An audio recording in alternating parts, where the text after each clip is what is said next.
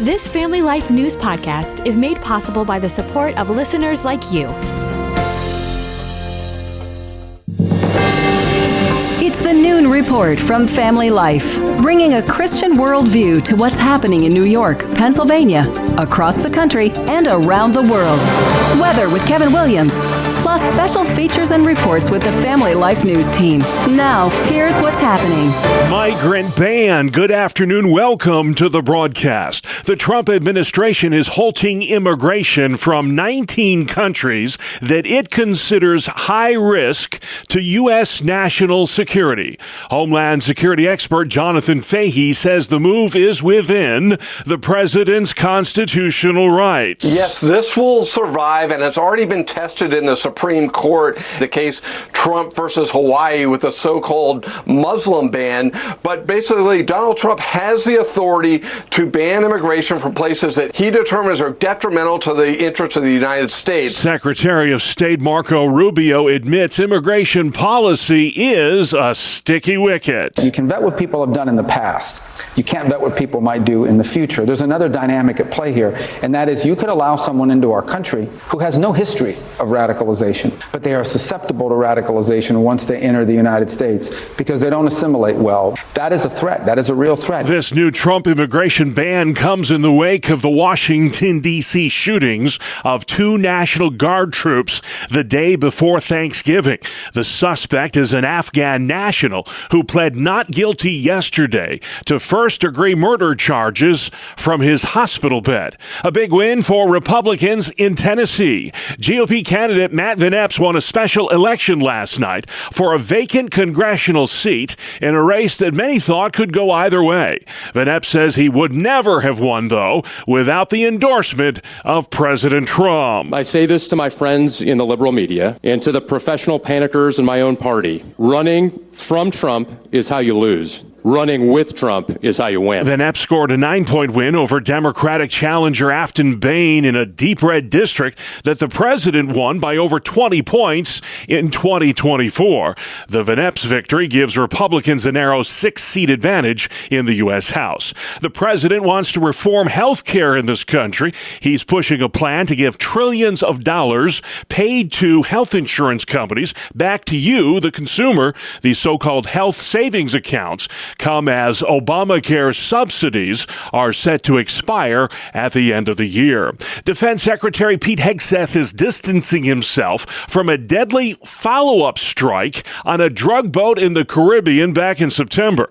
Hegseth says he never saw survivors from the first strike killed in the second attack. The thing was on fire. It was exploded in fire, smoke. You can't see anything. You got digital. This is called the fog of war. Ohio Senator Bernie Moreno tells Fox's Chad Pergram, this is wartime. Why not have a declaration of war? Maybe we'll get there. This won't be an endless war. It would be a war. It'll be. Well, your definition of a war. Well, you said you. Right, this will be a very. Whatever we do there will be very quick. Kentucky Senator Rand Paul says war or no war, the military action might have been illegal. You can't really just say, well, we're at war. Well, we're not declaring war, but because we're at war, we could say these people are combatants, we can do whatever we want, including killing them the first time, or if they're still floating around after we've tried to kill them once, killing them again. The Navy admiral who ordered the strike on that drug boat back in September will testify behind closed doors tomorrow on Capitol Hill. Minnesota Governor Tim Walz says he welcomes a federal probe into a massive fraud scandal in his state. Dozens of arrests have been made in the land of 10,000 lakes in what's turned out to be one of the largest ever COVID-era fraud cases. Homeland Security Chief Kristi Noem. Governor Walz either is an idiot or he did it on purpose. And I think he's both. He brought people in there illegally that never should have been in this country, and we're going to remove them and we're going to get our money back. Prosecutors allege over $1 billion in taxpayer money was fleeced from a federally funded child nutrition program. Many of those charged come from Minnesota's Somali community. Critics fear some of that money may have wound up in the hands of Somali terrorists. A federal judge has blocked the White House from preventing Medicaid dollars from going to Planned Parenthood, the nation's largest abortion provider. 22 states, including New York and Pennsylvania, have sued the White House for containing those cuts in the so-called Big Beautiful Budget Bill, which was signed into law on the 4th of July. And talk about a rock star. 33-year-old Sasha DeJulian is now the first woman ever to climb the Platinum Wall at Yosemite's 3,000-foot-tall granite monolith known as El Capitan. It just seemed so audacious and hard and intimidating. Using ropes only to save her from a fall, DeJulian planned to be on the wall for 2 weeks. It was then a storm struck and those plans changed. Perched on a tiny ledge 2,600 feet from the ground, DeJulian rode out the storm for another 9 days. The winds were what scared me a lot, and then there was really intense thunder and lightning. She explains to CBS News what it was like for her when she finally made that last ascent to the tippy top of El Capitan. I came over the edge and tears started to kind of consume me. Go after what sets your heart on fire, because I'm going to remember this climb for the rest of my life. In all, it took Sasha DeJulian 23 days to complete that free climb, becoming the first woman to ever do it at El Capitan. Still to come on the Noon Report, Code Blue alerts. Deer drive turns deadly. And new rules for the road in New York. Good afternoon. I'm Kevin Williams, tracking an Arctic cold front that's going to send the temperatures tumbling and the lake flakes flying beginning later tonight and tomorrow. Forecast details are coming up in 10. All right, Kevin, we'll see you then. Let's check the stories making news across New York and Pennsylvania. Applications for Pennsylvania's low-income home energy assistance program opens today. The minimum cash grant is $200. The maximum payout is $1,000. These are one-time payments for families who cannot afford heat during the winter season. With temperatures remaining below freezing for the foreseeable future, emergency shelters are preparing for extra business from those with no place to call home. Michael Ford with House of Mercy in Rochester, New York, says many of the homeless never thought they'd wind up that way. For so many of them, this is either the first time they found themselves in a shelter. In so many ways, it's just a situation we could individually find ourselves in, 1 or 2 paychecks away, 1 or 2 struggles away. And so those auxiliary services are so incredibly important. Ford says Code Blue shelters like his offer a much-needed lifeline for those in need. Those Code Blue shelters open up whenever the temperature drops below freezing. Friday night temperatures are expected to dip into the single digits with below zero wind chills. The first flakes of the winter season are on the ground, and road crews are bracing for more bad weather in the days, weeks, and months ahead. If your car's not running well, don't even take it out. So run it first, warm it up a little bit, make sure you clean all the snow and ice off it. Mike Sweeney with AAA says snow and ice contribute to 500,000 crashes and 2,000 road deaths every winter. And then remember that space is your friend. Without space, you can't really stop. I don't care what kind of car you're driving, you can't stop on snow and ice. In other words, says Sweeney, give yourself plenty of braking distance and above all else, slow down when the weather gets bad. Eastern Pennsylvania got the bulk of yesterday's bad weather. Commercial snowplow driver Jason Ferry with Ferry's Landscaping in Blair County says he was plenty busy right from the get-go. My phone was ringing off the hook, just people freaking out and other contractors not being able to get to them and that type of stuff. So they're just all worrying right now. The first day is always the best day, but about halfway through you're like, all right, it can stop snowing now. Ferry says the heavier wet snow we got yesterday is actually easier to deal with than that fluffy stuff that tends to blow around out there. Well, soon there'll be sweeping new changes for New York drivers who get traffic tickets. This includes increased points on licenses, increased fines, and in some cases, citations for mechanical problems. WGRZ's Dave McKinley. The number of points you'd need to accumulate to risk having your license suspended will go down from 11 points to 10, while the amount of time they stay on your license will increase from 1.5 years to 2 years.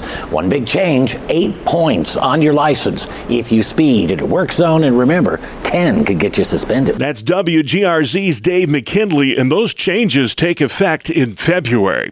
2 Amish people in the hospital today in Center County, Pennsylvania, after a crash involving a vehicle and a horse and buggy. It happened last night after sunset on North Eagle Valley Road in Liberty Township. The driver of the vehicle was taken into police custody. A deer hunter is dead in Pennsylvania after being shot in Juniata County yesterday morning. The accident happened during a hunting party involving a couple dozen people. They were doing a deer drive at the time. That's a hunting tactic where hunters work together to move deer to other hunters.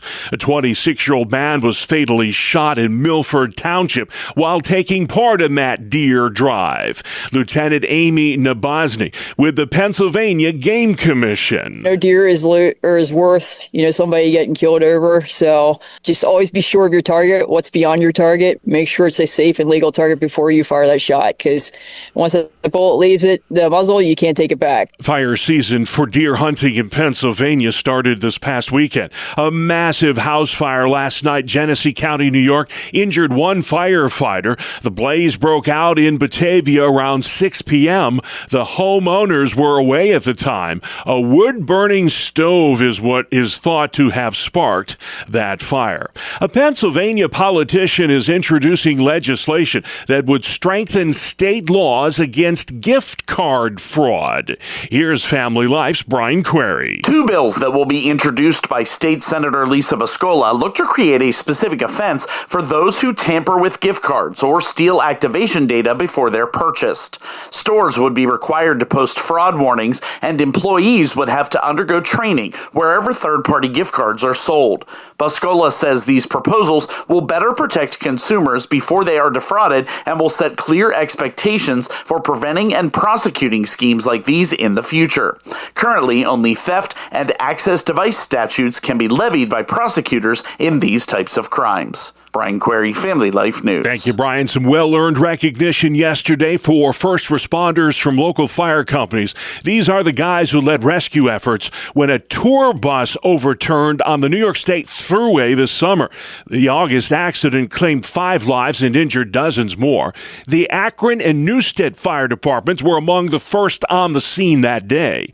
They spent hours rescuing trapped and injured passengers. Some of them tell Spectrum News it's a day they'll never forget. Pulling up with the helicopter landing right next to us was surreal. It was just jumping right into the auto extrication of saving that one girl that was pinned under the back wheel well. It just wasn't a regular auto extrication that we had to do. We actually had to lift the bus straight up. Everybody that was alive when we got there made it out alive, and to me that's amazing. It sticks with you forever. What a day that was. Earlier this week, the Daughters of the American Revolution awarded 22 first responders from both of those companies the Distinguished Citizen Medal. It's a good time to recognize them during the holidays when there might be accidents, snowstorms, that they come and rescue people. 45 agencies in all responded to that Thruway crash this summer. Still to come on the Noon Report, a midweek edition. Flu cases on the rise. Still no deal to end the war, and tough talk about guns.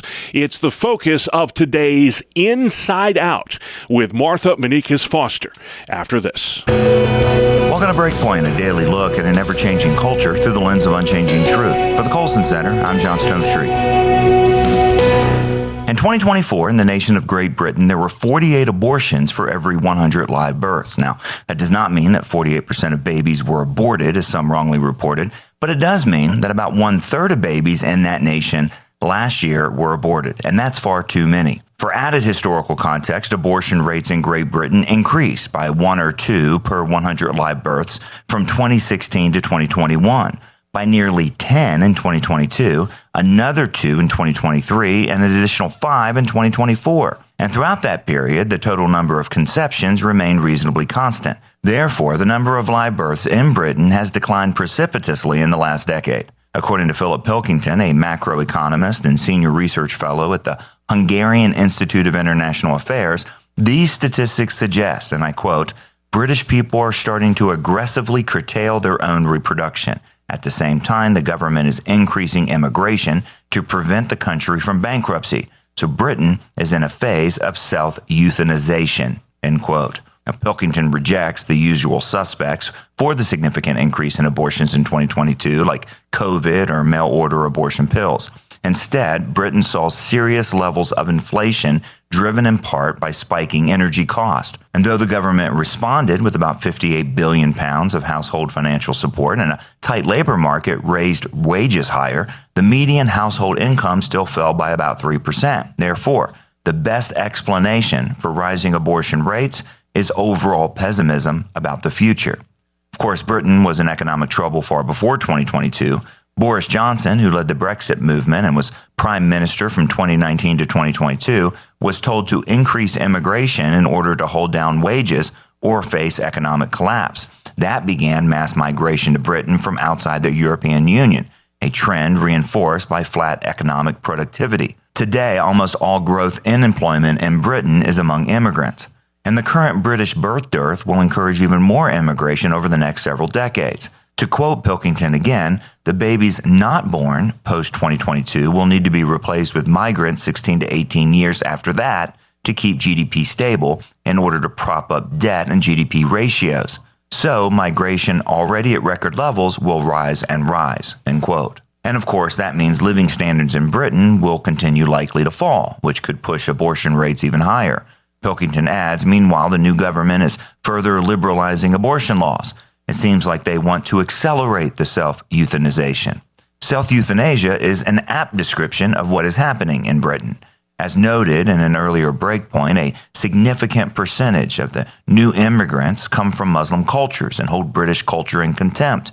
The British government goes out of its way to protect Muslims, while at the same time clamping down on opposition to immigration and Christian street preaching, presumably to avoid provoking the Muslim community to violence. Unless economic factors, the falling birth rate and open borders are mitigated, it will be impossible to maintain the British GDP and social safety net. At the very least, we have to pray for Great Britain, once the birthplace of world evangelization and now a birthplace of, well, nothing. Pray that a movement of the Spirit will bring people to repentance. Pray that people would return to the truth about children, especially, before it's too late.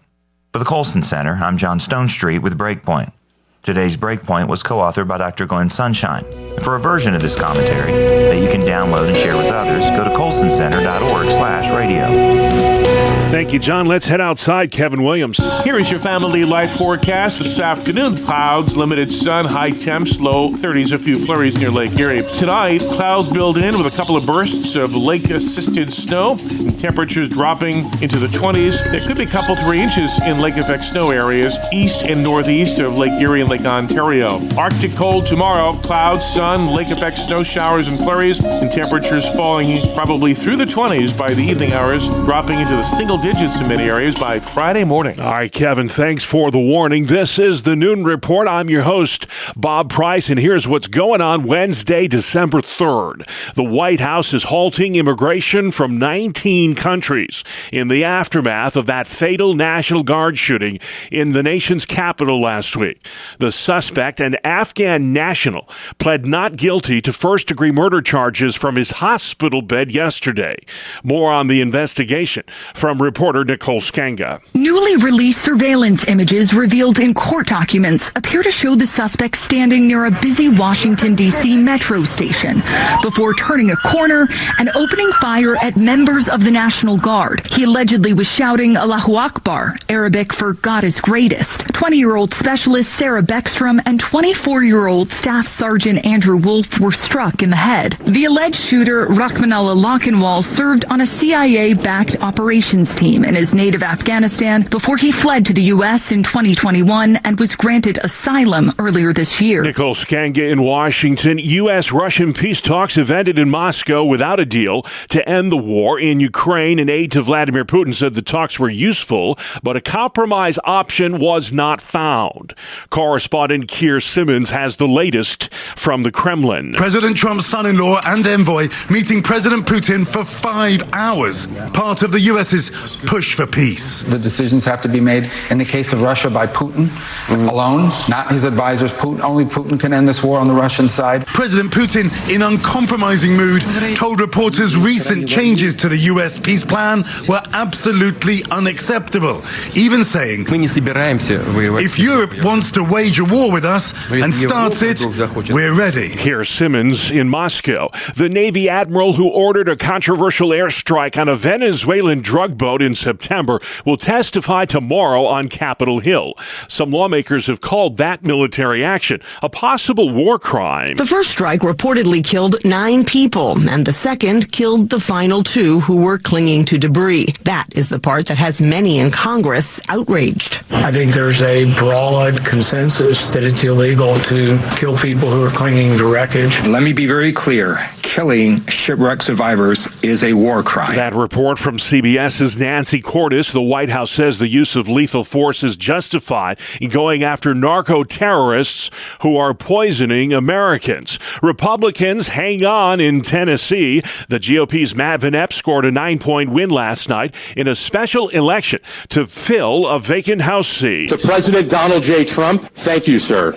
Your endorsement made the difference, and I will never forget it. Van Epps was victorious in the reliably red district over Democratic opponent Afton Bain. President Trump won that district in the suburbs of Nashville by more than 20 points in 2024. The owners of a Christian camp in the Texas Hill Country, where 4th of July flooding killed nearly 30 people, have announced new safety upgrades. Camp Mystic sent a letter to parents saying it will install flood warning river monitors, more generators, and put two-way radios with national weather alerts in every cabin. The camp says its upgrades will exceed the camp safety standards state lawmakers passed after last summer's deadly flooding in the Texas Hill Country. Several of the victims' families have sued Camp Mystic, accusing the staff of not doing enough to protect their girls as the floodwaters rose. Reporter Michael Wallace. Flu season only started a few weeks ago, but already the New York State Health Department's declaring the virus to be prevalent. Correspondent Natalie Migliori. There have already been 17,000 positive flu cases across 62 counties so far. That's a 117% increase from the week before. There have also been at least 1,000 hospitalizations, but doctors are preparing for more flu patients. Doctors say flu season can run through April, but the CDC says peak flu season is typically December through February. It's recommended folks get their flu shot, and a list of clinics is available at vaccines.gov. I'm Natalie Migliori. The worst drivers in America list is out, and this year's worst are found in North Dakota. That's according to Lending Tree. New Jersey drivers are second worst, followed by Utah. The best drivers are in Michigan, followed by Florida and Colorado. Pennsylvania has the 8th best drivers in America. New York came in 34th this year. It's beginning to look a lot like Christmas on the White House ellipse. They flipped the switch last night on this year's official Capitol Christmas tree. Silver Bill, the stately tree from the Silver State, wowed the crowd as the lights went on. 4th grader Grady Armstrong, the son of a firefighter, read an essay about his beloved state. I think everyone should know how important it is to protect and enjoy these amazing places. The tree glitters with more than 22,000 ornaments and is the very first from Nevada. Allison Keyes, Washington. Tonight, the most famous Christmas tree in America, the Rockefeller Center Christmas tree, will be lit up in New York City. You're listening to the Noon Report, a midweek edition on Family Life. Today, here on Family Life's Inside Out, we won't solve the issue of gun violence, but we will talk about what Christ calls us to consider so that we serve as his ambassadors in a country where children and adults are killed in schools and churches and other places where we gather, often by assailants with guns. I'm Martha Manikas Foster, and my guest today is pastor, writer, and podcaster Paul Carter, lead pastor of Cornerstone Baptist Church in Orillia, Ontario, Canada. He's written the often updated Gospel Coalition article titled, "Now is the Time to Talk About Guns." I recognize, Paul, that while you studied in the U.S., you have the advantage as a Canadian of seeing gun violence in this country at a bit of a distance. So let me start with this. What do you think prevents the church in the U.S. from joining together for a solution to gun violence? As you mentioned, I'm not an American. I did do some schooling in the States. I used to spend summers in Bemis Point, New York, so I have some experience with the American context. Guns in America have a symbolic cachet that they don't in Canada. They are symbols of liberty. They have an almost quasi-religious significance. And so I'm sure that's why this conversation is more difficult. Canada has debates about gun control, but people understand that you have to sacrifice a little bit of liberty in pursuit of security. You're saying that this is a part of who we believe we are, and consequently the church has a harder time coming together to talk about it?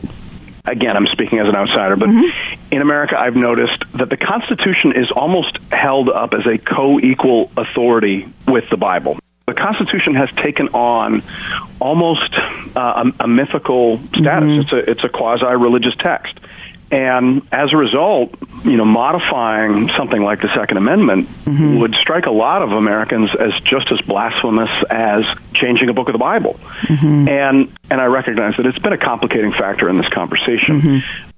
There's, on a per capita basis, something like 7 times the number of gun deaths in America than in Canada. Most people would look at those numbers and say, all right, well, we're going to have to do something different. But I understand it's not as simple as that because, as I said, these are deeply symbolic issues connected to identity and connected to sacred texts. So it's a complicated conversation. Yeah, I think we can definitely agree on that. But if we in the church in the U.S., if we possibly think that our constitutional rights are as important as who Jesus is and what he teaches, how might we go about interrogating ourselves, discovering that in ourselves, do you think? Well, that's a phenomenal question. And it's not just Americans that need to do this. Everybody needs to do this. You have to ask the question, how much of what I'm believing is in the Bible and how much of it is just cultural? Kind of what I soaked up, Yeah, and we all do it. I found that I was always an oddity when I would work in American context because we're Christians, so we're just as committed to Jesus. We're just as committed to the Bible. But then you start talking and you realize we don't agree with our American friends on some of these issues. And they were all kind of shocked by that. It was like I had a third arm growing out of my forehead. You're like, really? Like, you love Jesus and believe in the inerrancy of Holy Scripture, and yet you don't believe in X, Y, Z. Right. And they'd start to realize, oh, you know what? Maybe this actually doesn't come from the Bible. Maybe this is just part of the story of America and our cultural values. And a light bulb goes on, and then all of a sudden you can have a conversation. Because if you take your cultural assumptions and you confuse them with your religious convictions, then you can't really have a reasonable conversation about those cultural assumptions because they have quasi-religious value. And that's what I think is so confusing in this entire conversation. America's kind of alone on this issue of treating gun ownership as a sacred right and as an identity marker. That comes out of the American mythos. It does not come out of the Bible. In the Bible, Jesus says, turn the other cheek, and if someone wants to take your cloak, give them your coat as well. And hard to square that with. We follow a Savior who did not fight back. Right. Yeah. Who died naked on a cross. Yes. And prayed, Father, forgive them, for they know not what they do. Yeah. It's hard to square that with don't tread on me. Well, jumping off from that, you were prompted to write this article. At the point of where I read it, you had updated it 3 times. Yeah, I think when the problem is this bad, and I think it is this bad, The last I heard is there are 120 guns for every 100 people in the state. That's astonishing. And so when guns are ubiquitous in a culture, I've heard people say it would be absolutely foolish for me to give up mine. I'll be the only guy on the bus with that one. Right. Okay, so collective action is required. And I would say it starts with Christians talking about this and insisting that they be allowed to talk about it. We need to say this is not one of the 10 commandments. And so it is perfectly acceptable for Christians who love Jesus and take the Bible seriously to have different opinions on this. And don't be a legalist and treat this as if this is a salvation issue. It's not. This is a cultural conversation, and it needs to take place at that level and at that temperature. So just insisting on the right to have this conversation is step one. And then step two, I would say, is talking and listening widely outside the immediate American cultural context.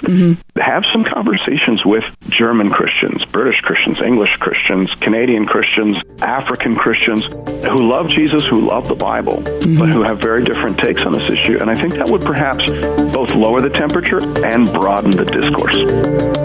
All right, some thought-provoking stuff there from pastor, writer, and podcaster Paul Carter. This week's edition of Inside Out with Martha Manikas Foster. You can listen to Martha's entire conversation online anytime. Just go to Apple Podcasts, Spotify, YouTube, or familylife.org. Good afternoon. Here is your Family Life regional weather forecast. An Arctic cold front over the upper Great Lakes will slice through the region late tonight. And the result, tumbling temperatures, gusting winds, and some lake flakes. Our call for this afternoon, though, relatively tame in comparison, though the winds will be ramping up in western New York. Clouds, limited sun, high temps, low 30s, a few flurries near Lake Erie. And then tonight, across central and eastern Pennsylvania, just partly cloudy. Elsewhere, though, clouds build in with a couple of bursts of lake-assisted snow and temperatures dropping into the 20s. There could be a couple, 3 inches in lake-effect snow areas east and northeast of Lake Erie and Lake Ontario. Arctic cold tomorrow, clouds, sun, lake-effect snow showers and flurries, and temperatures falling probably through the 20s by the evening hours, dropping into the single digits in many areas by Friday morning. All right, a frigid Friday to look forward to. Thank you, Kevin. And finally, noon, no need to roll up that sleeve. A medical breakthrough from scientists in Australia could help everybody who hates needles. And I count myself among them. Bree Tennis has our report. Scientists say they've discovered sweat can detect everything from diabetes to Parkinson's disease just as well as a blood test. Medical researchers say droplets of sweat collected on wearable patches contain markers for multiple diseases, drug use, cancer, and even toxic metal exposure. And they say it's easier to work with than blood, and the best part, no needles. Don't ask for it just yet. They say further research is needed to bring it to market. I'm Bree Tennis. All right, well, hopefully we'll get there soon. Thank you, Bree. And that's our world, the world we live in. Wednesday, the 3rd day of December. I'm Bob Price. Family Life News. You've been listening to the Noon Report, heard weekdays on Family Life. Thank you for listening.